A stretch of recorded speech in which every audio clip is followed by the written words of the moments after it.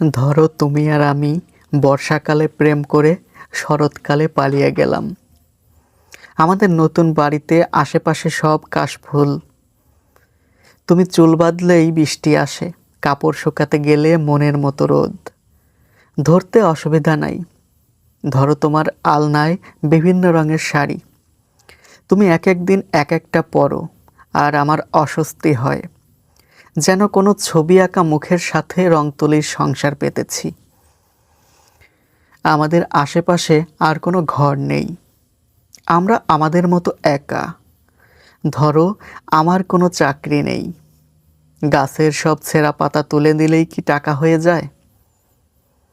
তোমার জন্য অনেক দূর থেকে শাকসবজি কিনে নিয়ে আসি।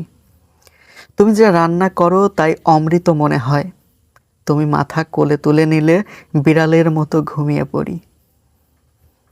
তোমার যে কোনো ইশারা আমাকে জাগায়, নিজেকে চিনি না তখন।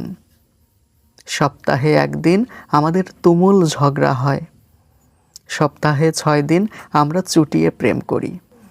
চা নিয়ে বসে যে কোনো গল্পের শেষে একটা বাচ্চার কান্না শোনার কথা ভাবি। এইসব কল্পনা মানুষ জীবনে হয়তো অসম্ভব। ধরো আমরা সত্যজিৎ রায়ের কোনো সিনেমা হয়ে গেলাম, কেমন হয়? লেখা স্বপ্নীল চক্রবর্তী।